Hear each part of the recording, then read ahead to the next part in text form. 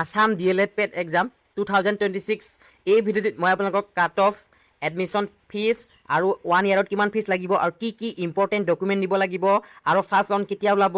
আৰু যিসকলে কম মাৰ্ক পাইছে তেওঁলোকে চিট পাবনে নাই যিসকলে 30তকৈ তলত আছে তেওঁলোকে কি কৰিব লাগিব আৰু আপোনালোকৰ ছেকেণ্ড কাউন্সেলিং কেতিয়া হ'ব আৰু কেতিয়াৰ পৰা আপোনালোকে ফিজিকেল এডমিশ্যন কৰিব লাগিব ফাৰ্ষ্ট ৰাউণ্ড কেতিয়া ওলাব গোটেইখিনি আপোনালোকে এই ভিডিঅ'টোত জানিবলৈ পাৰিব আৰু আপোনালোকৰ কি ডকুমেণ্ট প্ৰয়োজন হ'ব ফিজিকেল এডমিশ্যনৰ কাৰণে গোটেইখিনি আপোনালোকে এই ভিডিঅ'টোত জানিবলৈ পাৰিব এই ভিডিঅ'টো আপোনালোকে শেষলৈ চাই থাকিব পোন প্ৰথমতে আপোনাক মই জনাই দিছোঁ আপোনালোকৰ যিটো নেকি কাউন্সেলিং হৈছিলে আপোনালোকৰ 28 তাৰিখ ঠিক আছে 28 তাৰিখৰ পৰা 31 জুলাইলৈকে আপোনালোকৰ কাউন্সেলিঙৰ তাৰিখ দিয়া হৈছে আপোনালোকৰ হাতত মাত্ৰ এটা সময় আছে এটা দিনৰ সময় আছে ঠিক আছে আপোনালোকৰ হাতত এটা দিন আছে আপোনালোকে 31 জুলাইৰ আগতে কাউন্সেলিংটো কৰি লওক এইটো হৈছে ফাৰ্ষ্ট ফেজৰ আপোনালোকৰ কাউন্সেলিং হয় ঠিক আছে কাউন্সেলিং দুবাৰ হ'ব এইবাৰ ফাৰ্ষ্ট আপোনালোকৰ ফাৰ্ষ্ট কাউন্সেলিঙত কিনো হয় আপোনাক মই জনাই দিছোঁ পোন প্ৰথমতে আপোনালোকৰ result of allotment of institute ঠিক আছে ৰাউণ্ড 1 কাট অফ যি নেকি মই কেইবাটাও ভিডিঅ' দিছিলোঁ আপোনালোকৰ ৰাউণ্ড 1 ৰাউণ্ড 2 ৰাউণ্ড 3 কাট অফৰ ওপৰত 2025 বৰ্ষত কিমান কাট অফ গৈছিলে সেইটোতো মই আপোনালোকক জনাই দিছোঁৱেই ঠিক আছে এতিয়া আপোনালোকে 3 আগষ্টত যিটো নেকি ৰাউণ্ড 1 কাট অফটো ওলাব যিসকলৰ সেই কাট অফৰ ভিতৰত থাকিব তেওঁলোকৰ নামসমূহ আপোনালোকৰ মেৰিট ৱাইজ ওলাব আৰু আপোনালোকে ফিজিকেল এডমিশ্যন আপোনালোকে 4 আগষ্টৰ দিনাখন যাব লাগিব ঠিক আছে 4 পৰা 6 আগষ্টলৈকে দিয়া আছে আপোনালোকে এই সময়ৰ ভিতৰত আপোনালোকে ফিজিকেল এডমিশ্যনটো কৰিব লাগিব আৰু উইথ আপোনালোকৰ গোটেইখিনি ডকুমেণ্ট নিব লাগিব আপোনালোকৰ ভেৰিফিকেশ্যন হ'ব ঠিক আছে আপুনি সেইজন ব্যক্তি হয়নে নহয় আপোনালোকৰ কিবা ভুৱা নথিপত্ৰ আছে নেকি সেইটো আপোনালোকৰ বাবে ভেৰিফিকেশ্যন হ'ব তাৰপিছত আপোনালোকৰ বাবে সেইদিনাখনে আপোনালোকৰ সম্পূৰ্ণ আপোনালোকৰ এডমিশ্যন প্ৰক্ৰিয়াটো কমপ্লিট হ'ব আৰু আপোনালোকে যিটো নেকি ৰাউণ্ড 1ৰ কাট অফতে গোটেইখিনি আপোনালোকৰ ডিক্লেয়াৰ হ'ব যিসকলৰ ৰাউণ্ড 1ৰ কাট অফ নাম আহিব ঠিক আছে আপোনালোকে কোনখন ইনষ্টিটিউশ্যনত পালে আপোনালোকে কোনখন ইনষ্টিটিউশ্যন ফাৰ্ষ্ট প্ৰিফাৰেঞ্চ দিছিলে কাউন্সেলিং কৰোঁতে সেইটোৰ অনুসৰি আপোনালোকে পাব নেক্সট হৈছে আপোনালোকৰ অনলাইন সাবমিশন অফ আপোনালোকৰ যিটো নেকি 7 আগষ্টত হ'ব ঠিক আছে of admission report and vacancy list by the আপোনালোকৰ ভেকেঞ্চি লিষ্টসমূহ ওলাব 7 তাৰিখে ঠিক আছে পাব্লিকেশ্যন অফ ভেকেঞ্চি লিষ্ট যিসকলৰ নেপালে যিসকলে আপোনালোকে ফাৰ্ষ্ট ৰাউণ্ডত নেপালে তেওঁলোকৰ বাবে এইখিনি ওলাব আপোনালোকৰ যিখিনি নেকি ফিজিকেল এডমিশ্যন কৰিব তেওঁলোকৰ 4 পৰা 6 আগষ্টতেই সমাপ্ত হ'ব ঠিক আছে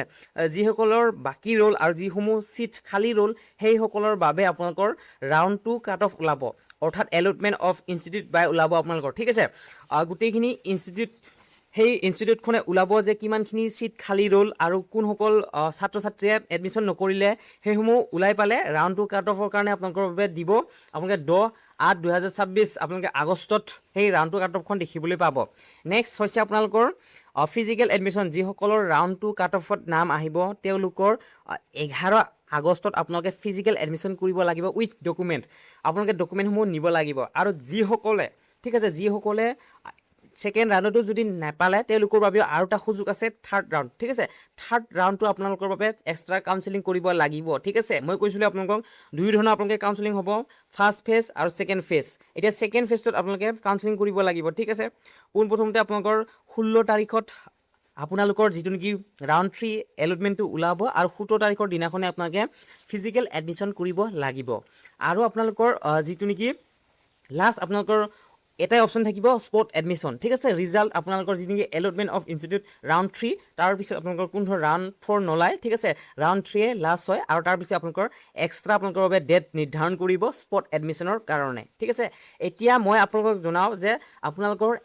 এডমিশ্যন ফিজ কিমান হ'ব আৰু ইয়াতে আপোনালোকে কিমানখিনি 1 ইয়াৰত ফিজ দিব লাগিব আৰু কিনো ফিজ দিব লাগিব গোটেইখিনি আপোনালোকে জানিবলৈ পাৰিব শেষলৈ চাই থাকিব এতিয়া মই আপোনালোকৰ বাবে ফি ষ্ট্ৰাকচাৰটো মই আপোনালোকক দেখুৱাই দিছোঁ ঠিক আছে গোটেইখিনি মই আপোনালোকক জনাই দিছোঁ এডমিশ্যন ফিজ ঠিক আছে এইটো প্ৰাইভেটৰ কাৰণে নহয় আপোনালোকৰ গভৰ্ণমেণ্টৰ কাৰণে হয় প্ৰাইভেটটো আপোনালোকৰ ইয়াতে তলত দিয়া আছে মই আপোনালোকক প্ৰাইভেটটোও জনাই দিম ঠিক আছে পোনপ্ৰথমতে আপোনালোকক মই গভৰ্ণমেণ্টটো জনাই দিছোঁ ইয়াতে পাৰ আপোনালোকৰ ইয়াৰ দিয়া হৈছে ঠিক আছে এডমিশ্যন ফিজ আপোনালোকৰ 150 টকা আৰু আপোনালোকৰ বিভিন্ন ধৰণৰ এক্সট্ৰা ফিজটো থাকিব আপোনালোকে সেইখিনি ইয়াতে জানিবলৈ পাৰিব টিউশ্যন ফিজ যেনে ধৰণৰ আপোনালোকৰ টিউশ্যন ফিজ থাকিব আপোনালোকৰ 1200 টকা আৰু পাৰ মান্থ 100 টকাকৈ হ'ব ইলেক্ট্ৰিচিটি ফিজ থাকিব আপোনালোকৰ 600 থাকিব আপোনালোকৰ পাৰ মান্থ হ'ব আপোনালোকৰ 50 rupees ঠিক আছে আৰু আপোনালোকে যদি হোষ্টেল ব্যৱহাৰ কৰে তেনেহ'লে আপোনালোকে 900 আপোনালোকে দিব লাগিব কিন্তু পাৰ মান্থ আপোনালোকে 75 ৰুপিজ দিব লাগিব নেক্সট হৈছে আপোনালোকৰ এক্সামিনেশ্যন ফিজ আপোনালোকে ফাৰ্ষ্ট ছেমিষ্টাৰ ছেকেণ্ড ছেমিষ্টাৰ এনেকুৱা হ'ব ঠিক আছে এক্সামিনেশ্যন ফিজবোৰ আপোনালোকৰ 2000 হ'ব আৰু আপোনালোকৰ পাৰ ছেমিষ্টাৰত 1000 কৈ হ'ব আৰু আপোনালোকে যদিহে আপোনালোকে ধৰা হ'ল আপোনালোকৰ কেইখন পেপাৰ আছে 6খন হ'লে আপোনালোকে 600 টকা এক্সট্ৰাকৈ দিব লাগিব পাৰ পেপাৰ 100 ৰুপিজকৈ লোৱা হয় নেক্সট হৈছে আপোনালোকৰ কিছুমান আপোনালোকৰ different workshop and field visit for trainers যেনেধৰণৰ আপোনালোকৰ ইণ্টাৰ্ণশ্বিপ হ'ব সেনেকুৱা ধৰণৰ হ'বৰ কাৰণে আপোনালোকে বিভিন্ন ধৰণৰ তেনেকুৱা আপোনালোকৰ এক্টিভিটি হ'ব ঠিক আছে সেইবোৰৰ কাৰণে 200 টকা লাগিব গেমছ এণ্ড স্পৰ্টৰ কাৰণে 200 টকা লাগিব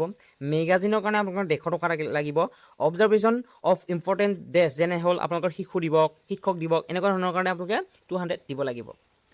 এইটো হৈছে আপোনালোকৰ যেটো নেকি গভৰ্ণমেণ্টৰ হয় ঠিক আছে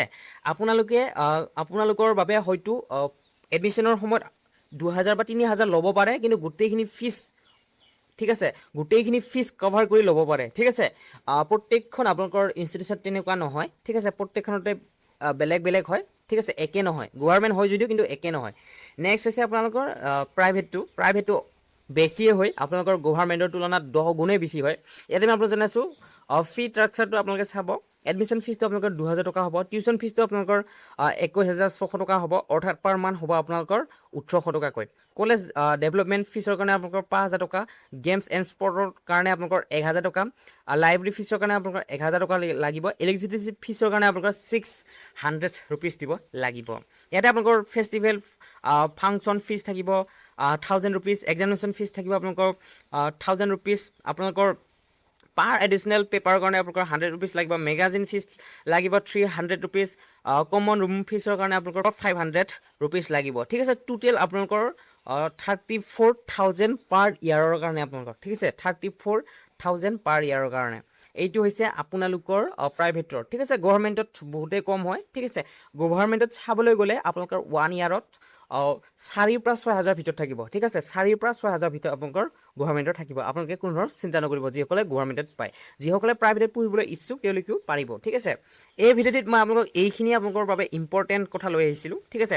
আপোনালোকে যদি আৰু সবিশেষ জানিব বিচাৰে এই ভিডিঅ'ৰ কমেণ্ট ছেকশ্যনত জনাব মই আপোনালোকক নেক্সট ভিডিঅ'ত গোটেইখিনি আপোনালোকৰ প্ৰশ্নৰ উত্তৰ দিবলৈ চেষ্টা কৰিম আৰু আপোনালোকৰ বাবে মই কেইবাটাও কাট অফৰ ওপৰত ভিডিঅ' বনাইছোঁ ঠিক আছে আপোনালোকে সেইকেইটা চাই ল'ব পাৰে মই এই ভিডিঅ'ৰ ডিছক্ৰিপশ্যনত আপোনালোকৰ লিংকটো দি দিছোঁ সেই ভিডিঅ'টি আপোনালোকে গৈ মেলি চাই ল'ব ঠিক আছে আপোনালোকে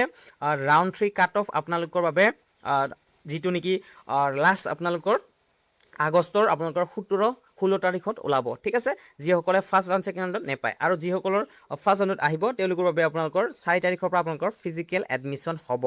এতিয়া মই আপোনালোকক ইম্পৰ্টেণ্ট ডকুমেণ্টসমূহ জনাই দিছোঁ ইয়াতে আপোনালোকে ইম্পৰ্টেণ্ট ডকুমেণ্টসমূহ পাব ঠিক আছে ইম্পৰ্টেণ্ট ডকুমেণ্টসমূহ মই আপোনালোকক